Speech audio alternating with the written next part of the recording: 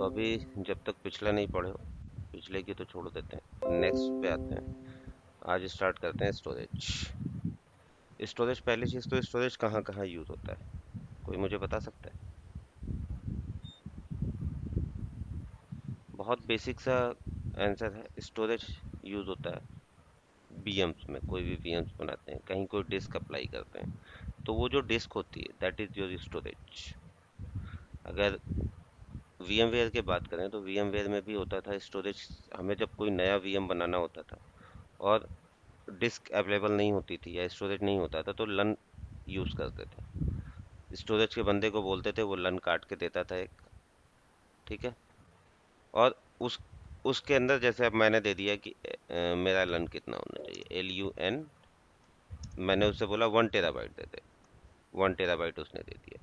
तो ये 1 टेराबाइट जो है ये स्टोरेज होता है। अब इसी स्टोरेज से हम जितने भी VMs बनाते जाएंगे, उसमें 10 GB चाहिए, 20 GB चाहिए, 100 GB चाहिए, वो हम एलोकेट करते जाते हैं। तो जो C ड्राइव D ड्राइव होती है, एक तो वो भी स्टोरेज हो गया। उसकी स्टोरेज की कॉस्ट भी आती रहती है, वो कंटिन्यूअस कॉस्ट होती है। मीन्स अगर तुमने स्टोरेज ले लिया है और उसमें डेटा तुम स्टोर कर रहे हो, तो जितना डेटा स्टोर है उसकी कॉस्ट आएगी।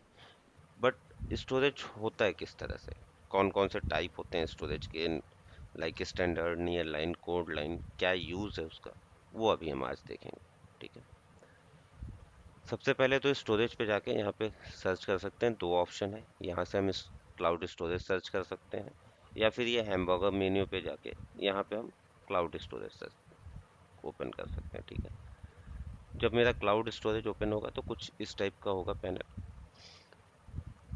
बकेट क्रिएट करते हैं, बकेट के अंदर हम फाइल्स जो भी है वो सारी चीज़ें रखते हैं। ठीक है। इसको हम तो स्क्रिप्ट भी यूज़ कर क्रिएट कर सकते हैं और मैनुअल भी कर सकते हैं। स्क्रिप्ट के थ्रू अगर क्रिएट करेंगे तो सारी चीज़ें टेराफॉर्म से हो जाएंगी। वो जब टेराफॉर्म बताएंगे उसका बेसिक तब उस समय आ जाएगा। अभी मैं बकेट नेम दिया, मान लो टेस्ट। आज की डेट क्या है, 26/06/2022। ठीक है। ये मैंने एक टेस्ट बकेट बना लिया। गूगल कभी भी कैपिटल लेटर में कोई भी चीज़ नहीं लेता। कोई भी नेमिंग कन्वेंशन कुछ भी है, कैपिटल लेटर में दोगे तो नहीं लेगा। All should be in small letter. ठीक है। मैं सिंगल रीजन लेता हूँ इसको। किस रीजन के लिए है, जिस रीजन में मेरा BPC होगा उसमें भी ले सकते हैं इसको, किसी भी स्टोरेज हम किसी भी अगर हमें लिटेंसी नहीं चाहिए तो हम सेम रीजन में लेंगे जिस रीजन में मेरा BPC है। ठीक है। लेटेंसी नहीं आएगी उससे। तो हमारी जो है वो मुंबई रीजन में है, Asia south one. South one Mumbai. ठीक। कंटिन्यू किया। अब ये चार टाइप होते हैं स्टोरेज के, दिख रहा है? Standard, near line, cold line और आर्काइव। हमेशा याद रखना, there are 4 type of storage. वो गूगल कहीं पे भी जाओगे स्टोरेज का तुम्हें कैटेगरी यही मिलेगी। स्टैंडर्ड में क्या होता है कि जो मेरे रेगुलर यूज वाले डेटा हैं, जो बहुत ज़्यादा बहुत फ्रिक्वेंटली यूज हो रहे हैं, जैसे किसी सर्वर के C ड्राइव का डेटा या D ड्राइव में कोई डेटा रखा है, बहुत ज़्यादा फ्रिक्वेंटली यूज होता है, उसको हम स्टैंडर्ड टाइप का स्टोरेज में रखते हैं। फिर आता है नियर लाइन। नियर लाइन होता है जो थोड़ा सा कम यूज होता है, लाइक इन अ मंथ जो यूज हो रहा है, लाइक तुम्हारा पेरोल सिस्टम। पेरोल सिस्टम है तो वो क्या करता है, उस डेटा को केवल एक बार ही यूज करता है महीने में। या किसी की बिलिंग है, मंथली बिलिंग होनी है, तो उसका जो डेटा होगा वो भी मंथ में एक बार यूज होगा। तो वो कहाँ पे जाएगा, वो नियर लाइन में जाएगा। तो इस टाइप की कैटेगरी जो होती है नियर लाइन स्टोरेज होती है। और इनकी इसी कैटेगरी के अकॉर्डिंग इनकी बिलिंग भी होती है। ठीक है।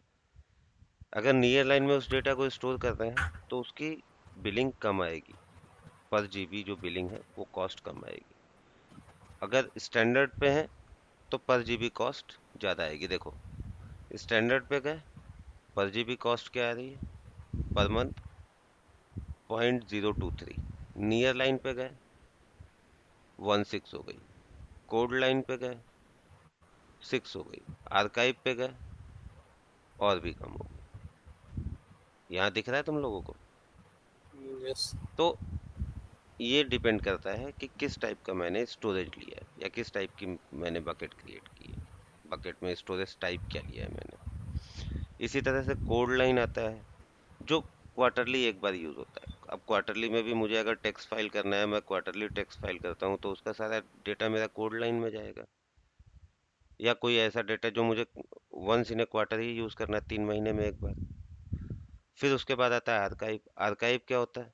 आर्काइव जो है कि साल में एक बार यूज करना है, कोई डीआर एक्टिविटी करनी है, इस टाइप के जो भी डेटा जो यूज नहीं होना है, मतलब मुझे पता है कि साल में एक बार कभी यूज होना है, नहीं तो नहीं होना है, मैंने आर्काइव कर दिया उसको। और जब रिक्वायरमेंट होगी तो उसको यूज कर लेंगे। लेकिन आर्काइव में भी यह है कि आर्काइव की कॉस्ट तो कम आ रही। अब तुम सोचो यार, नियर लाइन वाली है, इसकी कॉस्ट बचाने के लिए मैं डेटा को आर्काइव में डाल देता हूँ। आर्काइव में डेटा स्टोर करके रखना तो कॉस्टली नहीं है, कॉस्ट बहुत कम आएगी उसकी। लेकिन जब वहां से उसको एक्सेस करोगे, तो वो ज्यादा कॉस्टली पड़ेगा तुम्हें। ठीक है? क्योंकि वो स्टोरेज पे स्टोर है, जब तक स्टोर है तब तक तो उसकी कॉस्ट यहाँ तक आ रही।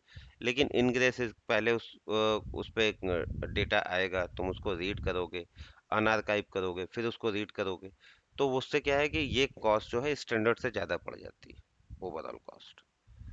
ठीक है? उसके बारे में बाद में बात करते हैं। ये मैंने स्टैंडर्ड लेके इसको कंटिन्यू कर दिया। There are 4 type of storage: standard, near line, cold line और आर्काइव। याद रहेगा? जी सर।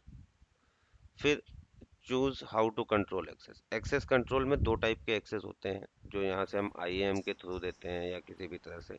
सर एक यूनिफॉर्म, दूसरा फाइन ग्रेन्ड। हाँ।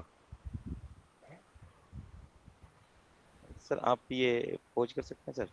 ये जो कॉस्ट है, ये लोकेशन पे भी, तुम्हारे रीजन पे डिपेंड करती है, मल्टी रीजन है, सिंगल रीजन है, किस तरह से। ठीक है? अगर मल्टी रीजन है तो हर एक रीजन में स्टोरेज बकेट होगी, सिंक होती रहेंगी। सिंगल रीजन है तो एक ही रीजन में रहेगी, तो उसमें तुम्हारा जो है कॉस्ट वो है कम हो जाएगी। ठीक है? तो ये इसके अकॉर्डिंग चेंज होती जाएगी, चाहे वो रीजन लेते जाएं, चाहे वो स्टोरेज क्लास लेते जाएं, तो हमारी जो प्राइसिंग है वो चेंज होती रहेगी। ठीक? क्लियर है? Okay sir. जी सर। अब यहाँ पे एक्सेस की बात है, तो एक्सेस हम 2 टाइप से, यूनिफॉर्म एक्सेस होता है और दूसरा होता है फाइन ग्रेन्ड। फाइन ग्रेन्ड और यूनिफॉर्म में क्या होता है कि यूनिफॉर्म तो मेरा वही सिंपल सा आईएएम से जो मैंने लगाया, जिस टाइप से मैंने बकेट पे यूजर को एक्सेस दिया, ओनर बनाया, एडिटर बनाया, या जो भी, वो चलता रहेगा यूनिफॉर्म में। सिमिलर एक्सेस चलता रहेगा। ठीक है? अब इसमें जैसे ensure uniform access to all objects and the bucket by using the bucket लेबल परमिशन आईएम। ठीक? केवल आईएम परमिशन लगेगी इसमें। और ये ऑप्शन बिकम परमानेंट हो जाता है 90 दिन अगर यूज कर लोगे इसको, 90 डेज के बाद ये परमानेंट हो जाता है, यूनिफॉर्म एक्सेस। ठीक है? और ये केवल आईएएम से लगेगा। लेकिन अगर मैं फाइन ग्रेड की बात करूं, तो इसमें आईएएम पॉलिसीज भी अप्लाई होंगी, और जो मेरी ऑब्जेक्ट लेवल एसीएल, एसीएल जो होता है एक्सेस कंट्रोल लिस्ट होता है। ठीक? तो specify each individual object by using object label permission. Means कौन से ऑब्जेक्ट पे लगा रहे हैं, सपोज तुम्हारी कोई एक्सेल की फाइल है, उस लेवल पे भी हम जाके परमिशंस लगा सकते हैं। एडिशनल टू योर बकेट लेबल परमिशन, हम फाइन ग्रेड ही ले लेते हैं इसको। ठीक है? एंटर कर दिया। अब नेक्स्ट कोई ऑप्शन आ रहा है इसमें? बस यही लास्ट ऑप्शन है, protection tool, object versioning. Versioning जानते हो? जिसके लिए हम गिट यूज करते हैं, कि हमने कोई कोड लिखा, उस कोड को हमने स्टोरेज पे डाल दिया, फिर उस कोड में सेकेंड टाइम हमने कोई मॉडिफिकेशन किया, तो वो क्या होगा, उसकी वर्जनिंग जो होगी वो वर्जन 2 हो जाएगा, वर्जन 1 पहले पड़ा रहेगा। फिर अगर वर्जन 1 की यूज नहीं है तो हम वर्जन 1 को डिलीट कर देंगे, वर्जन 2 को यूज करें, अकॉर्डिंग टू योर अपडेट्स, कि कितनी बार तुमने उसको अपडेट किया, वो वर्जनिंग करेगा। अब कितने वर्जन यूज कर सकते हैं? मैक्सिमम नंबर ऑफ वर्जन पर ऑब्जेक्ट, एक, और expire non concurrent version after 7 days। Means तुमने कोई एक कोड लिखा, ठीक है, उस पे अपडेट करके दूसरा कोड आ गया, तो जब दूसरा पहला वाला कोड यूज नहीं हो रहा तो 7 दिन बाद वो एक्सपायर हो जाएगा, वो इसके लिए रूल। ठीक, ये हो गया रिटेंशन पॉलिसी। अगर रिटेंशन पॉलिसी मुझे कुछ रखने हैं कि कितने दिन बाद रिटेन करना है ऑब्जेक्ट, ठीक, तो वो यहाँ पे मैं देके और कितने सेकेंड्स यहाँ पे है, ये नंबर ऑफ सेकेंड्स दे दूंगा, like 772 Sorry typing. for interrupt, sir. Hmm If we are using the versioning, hmm then it will after versioning storage, हम्म तो it will automatically remove the after 7 days हाँ, या जो कोई जो स्क्रिप्ट या कुछ और। जो यूज में नहीं हुआ, which one is not in use from past 7 days. Suppose you okay, have created two versions, version 1 and version 2. Version ठीक, 2। and version 1 is not in use from past 7 days, then it will be deleted. It will be removed from the storage. If we need to be old version, Hmm. like someone is creating the script and after scripting testing time is getting the error, and we need to be restore the old one after 5 days, And so you can you no, it will billing for it the will both billing one, the both. both one. Hmm. Because you are at least you are Okay, sir. using storage, but in case you are talking about the script and all, then it uses a less storage. But suppose you are using to store a large file over there, in that case it Okay, can sir. be increased little bit for 1 week, because it's per GB per month basis. uh, this billing is on the basis of monthly or hourly basis. So they will charge Okay, you sir. as per the per hour how much storage you consumed, that kind of billing for storage. Data size. Hmm. Okay, sir. So this is the for retention policy for prevent or delete modification of the bucket, कि bucket से अगर suppose कुछ delete हो जाता है तो कितने time तक वो कर सकते हैं, रिटेन कर सकते हैं उसको। तो ऑब्जेक्ट वर्जनिंग अगर मुझे वर्जनिंग के लिए यूज करना है, जीसीआर बकेट, ठीक है, जैसे गिट गिट भी यूज होता है तो वर्जनिंग के लिए यूज होता है, बट ये अगर मुझे स्टोरेज को यूज करना है तो एज ए वर्जनिंग टूल भी यूज कर सकते हैं इसको हम। तो कितने दिन के लिए यहाँ से हम पॉलिसी लगा सकते हैं, ठीक है। फिर डेटा इंक्रिप्शन के लिए क्या है, गूगल मैनेज इंक्रिप्शन यूज करना है या कस्टम मैनेज। कस्टमर मैनेज में क्या होता है कि हमें वहां से की मिलेगी, उस की को हम यहाँ पे पुट कर देंगे, ठीक है। कस्टमर मैनेज की में यहाँ पे हमें की डालनी होती है, गूगल मैनेज पे अगर मैं जाऊंगा तो गूगल मैनेज की होंगी, ठीक। मैंने क्रिएट कर दिया। अब जब मैं इसको क्रिएट कर लूंगा, क्रिएट करने के बाद कुछ चीजें हम चेंज करते हैं, लाइक हमें रिक्वायरमेंट ये है कि मेरा कोई डेटा है जो स्टैंडर्ड में पड़ा हुआ है, रिक्वायरमेंट समझना पहले। वो डेटा पड़ा हुआ है एज ए स्टैंडर्ड डेटा, ठीक है, स्टोरेज में। तुम ये चाहते हो कि 30 दिन बाद या कुछ टाइम बाद वो डेटा जब यूज में ना रहे, क्योंकि मंथली एक 1 मंथ तक यूज करना है उस डेटा को, उसके बाद वो डेटा ऑटोमेटिक नियर लाइन बन जाए, उसके 30 दिन बाद वो कोड लाइन बन जाए, ठीक। तो वो कैसे करोगे, तुम्हें कुछ उसमें तुम्हें कोई अपनी तरफ से कोई एक्शन नहीं लेना है, ये सारी चीजें ऑटोमेटिक कैसे होंगी। तो इसके लिए होता है लाइफ साइकिल, ठीक। और जब मेरी बकेट बन जाती है तो इस बकेट को भी हम चेंज कर सकते हैं, इस बकेट को एडिट कर सकते हैं। तो इसमें कॉन्फ़िगरेशन पार्ट होता है। पहली चीज, अब यहाँ पे देखना, ये प्रैक्टिकली ये चीजें नहीं बताता है कोई भी। स्टोरेज तुमको इतना बता दिया, सर स्टोरेज आप इससे एक ज्यादा नहीं बार मिलेगा। हम्म, सर एक बार दोबारा बता देंगे आप इसको। मैं बता अभी बता ही रहा हूँ, अभी खत्म नहीं किया मैंने। तो इसमें जब मेरी बकेट क्रिएट हो जाएगी तो सबसे पहली चीज होती है कॉन्फ़िगरेशन। कॉन्फ़िगरेशन में मेरी पहली रिक्वायरमेंट आ रही है, यार बाई मिस्टेक मैंने डेटा को स्टैंडर्ड कर दिया है, मुझे नियर लाइन या कोड लाइन पे डालना है डेटा, या कोड लाइन को नियर लाइन पे डालना है या स्टैंडर्ड पे डालना है। तो हम यहाँ से ये ऑप्शंस चेंज कर सकते हैं। कॉन्फ़िगरेशंस में जाके हमको पहली चीज कि डिफ़ॉल्ट स्टोरेज क्लास हम चेंज कर सकते हैं।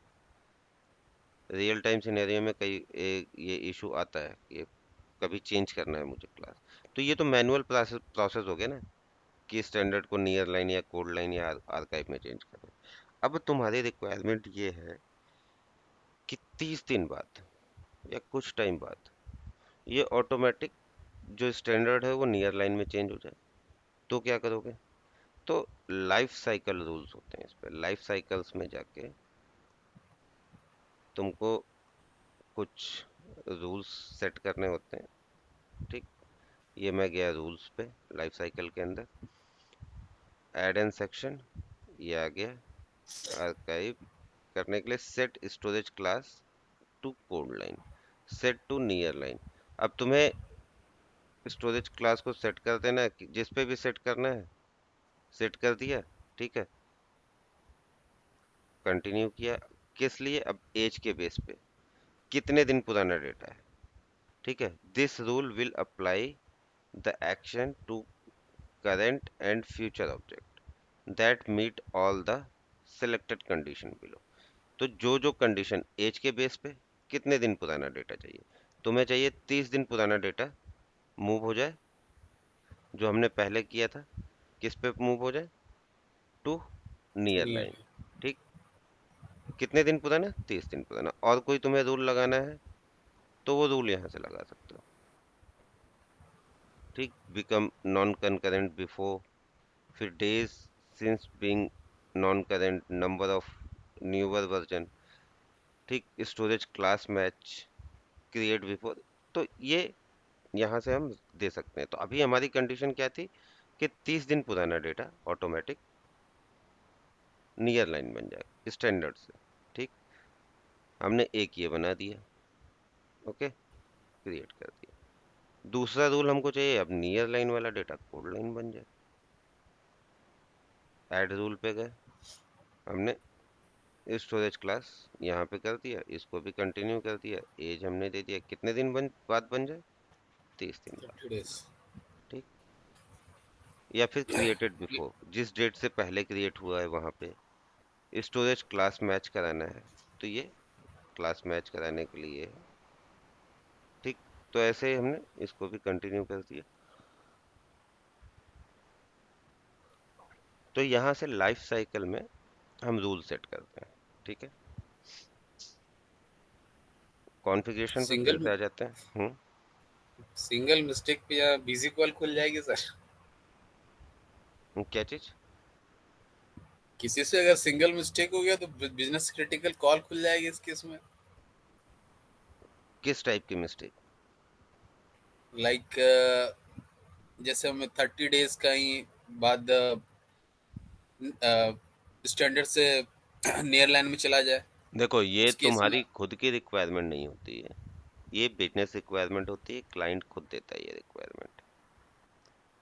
ठीक है, अब क्लाइंट ने अगर दिया है और 30 दिन बाद तुम डेटा को मूव कर दिए नियर लाइन या कोड लाइन में, तो कोई क्रिटिकल इशू नहीं है, क्योंकि वो सारी चीजें तुम्हारी कमिटमेंट होंगी क्लाइंट की, या मेल पे प्रोवाइड किया होगा उसने। लेकिन अगर नहीं है, बाई मिस्टेक तुम्हारा उसकी जगह आर्काइव में चला जाता है, तो तुम्हारे चार्जेस बढ़ेंगे। डेटा तो एक्सेसिबल होगा ही होगा, बकेट मेरी वही रहेगी, बकेट नहीं चेंज होगी। मीन्स यूआरएल इसका और क्लाउड कंसोल यही रहेगा। डेटा तुम्हारा, बस तुम्हारे चार्जेस इंक्रीज या डिक्रीज हो जाएंगे। ठीक है, अब स्टैंडर्ड क्लास चेंज करने का बता दिया था। इस पे लेबल अगर कोई लगाना है कि किस टाइप का लेबल, का मतलब है कि जैसे टैग लगाते हैं कि हमने इस पे ये टैग लगा दिया, ये लेबल है मेरा, कि ये किसका, मान लो नाम का टैग लगाना है तो नाम का लगा दिया, किसी भी टाइप का, तो वो टैग वगैरह यहाँ से ऐड करते हैं। ठीक, अब एक्सेस कंट्रोल, अगर मुझे फाइन ग्रेन्ड को चेंज करना है, कौन कौन से एक्सेस कंट्रोल थे स्टोरेज पे? एक तो फाइन ग्रेन्ड था, देखा, यूनिफॉर्म, जिसमें के एक 90 डेज बाद यूनिफॉर्म। जो परमानेंट हो जाता है। ठीक है, अगर 90 डेज तक यूनिफॉर्म रखोगे तो ये परमानेंट यूनिफॉर्म हो जाएगा उस पर्टिकुलर ऑब्जेक्ट में। फाइन ग्रेन्ड में हम ऑब्जेक्ट लेवल पे परमिशन मीन्स एक्सेस कंट्रोल भी दे सकते हैं और IAM भी देते हैं। तो वो भी हम यहाँ से चेंज, जिस पे भी ये मार्क पड़ा हुआ है पेंसिल का एडिट करने का, उसको चेंज कर सकते हैं हम यहाँ से। ठीक, तो ये तो हो गया हमारा configuration part. Permission, public access देना है, प्राइवेट एक्सेस देना है, वैसे जो भी स्टोरेज ऑफिशियली यूज करते हैं उसको हम हमेशा एक्सेस कंट्रोल करके यही रखते हैं कि प्राइवेट ही रहे वो एक्सेस पर। ठीक है, फाइन ग्रेन्ड ऑब्जेक्ट।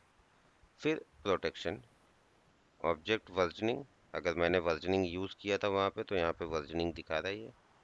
वर्जनिंग के लिए रूल देना है मुझे, ये मेरे रूल्स आ गए। ठीक, ये सब प्रोटेक्शन पे आ जाते हैं। ठीक, फिर ये रिटेंशन पॉलिसी, अगर मुझे रिटेंशन पॉलिसी देनी है तो यहाँ से मैं रिटेंशन पॉलिसी दे दूंगा, क्योंकि दोनों एक साथ वर्क नहीं करती इसलिए ये शो नहीं करता है। ठीक, इसके बाद ये default event based hold option रहेंगे। ठीक, तो केवल इतना रखना है कि लाइफ साइकिल रूल्स कैसे ऐड करना है और किस लिए ऐड करना है। रीजन अभी मैंने दे दिया था कि 30 दिन बाद वो क्लास चेंज हो जाए उसकी। ठीक, set to near line, set to cold line. Protection में अगर वर्जनिंग इनेबल है तो वर्जनिंग देख सकते हो, रूल्स पे जाओगे रूल्स वही अप्लाई होगा जो लाइफ साइकिल पे है। परमिशन फाइन ग्रेन्ड के लिए है, और दूसरा कौन सा था, बोलो भाई लोग। यूनिफॉर्म के लिए सर। यूनिफॉर्म के लिए।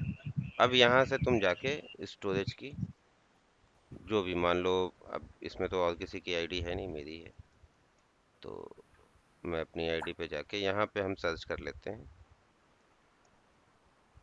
स्टोरेज। अब ये स्टोरेज से रिलेट आ जाएंगी जो भी स्टोरेज। ठीक, cloud asset service agent storage. ठीक है, ये स्टोरेज के सारे आ गए।